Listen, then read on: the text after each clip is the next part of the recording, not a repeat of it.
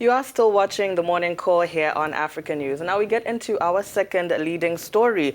A report published by the Worldwide Fund for Nature, WWF, is revealing for the first time the economic cost of the decline of nature for 140 countries by 2050. Madagascar is in first place of the countries whose economies will be hardest hit. According to the study, the Big Island, which is already one of the poorest countries in the world, will lose 4.2% of its GDP within 30 years if the environment continues to deteriorate at the current rate, Bridget. Exactement, et ça se fait déjà bien ressentir dans la dégradation des mangroves. That's right. In Madagascar, this is very much evident. The degradation of mangroves, a real maritime ecosystem that are home to many species, had already been denounced by WWF since last July. This has taken a heavy toll on the economy and endangered fishing and farming areas. In 20 years, the Big Island has lost 58,000 hectares of mangroves, and that is imperative to the country's economy.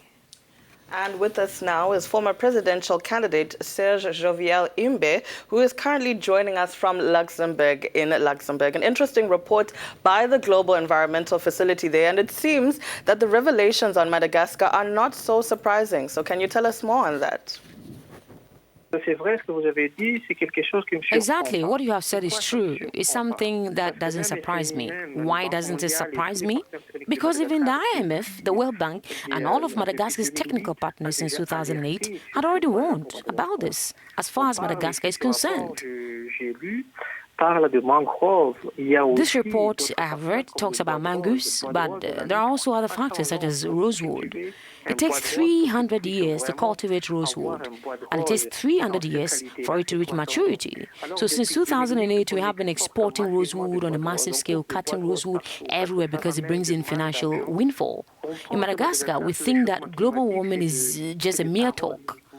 But the facts are there. The facts are there. We must be vigilant.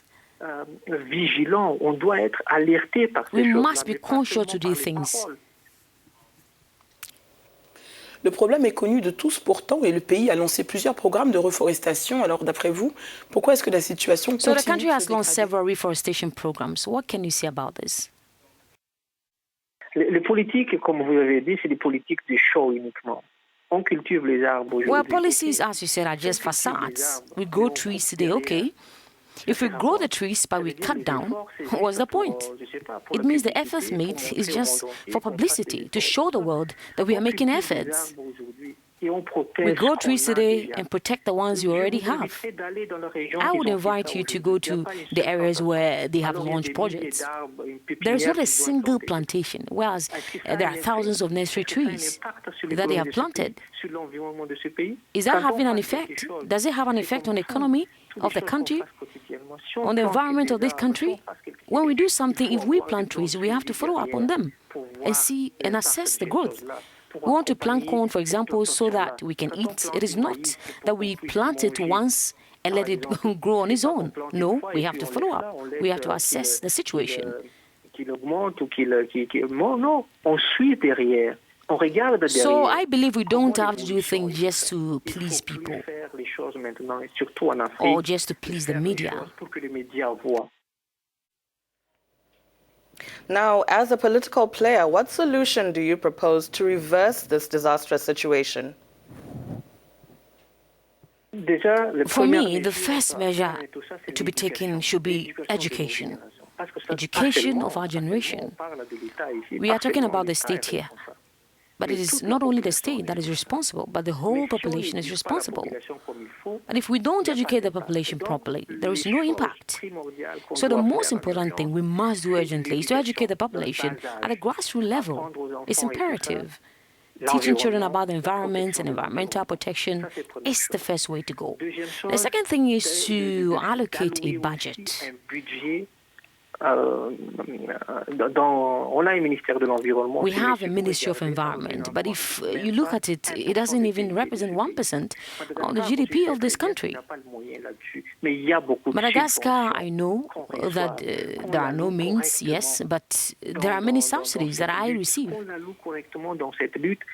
Let us allocate them properly in this fight and extend educational reach.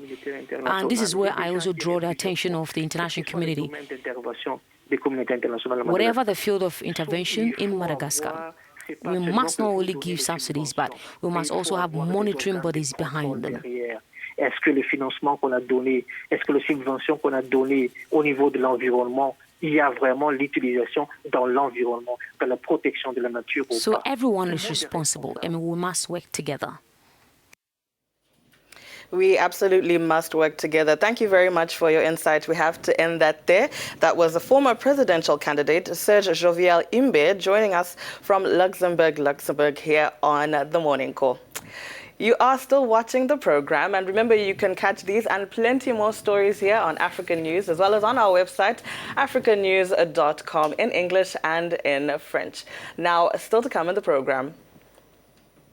Zimbabwe manufacturing activity expected to decline by 27% in a country where the sector accounts for 8.18% of its GDP. And in sports, a big win for South Africa's rugby team as it was named the World Sports Team of the Year at the Laureus World Sports Awards in Berlin on Monday. More on this after this short break. Bridget and I will be right back.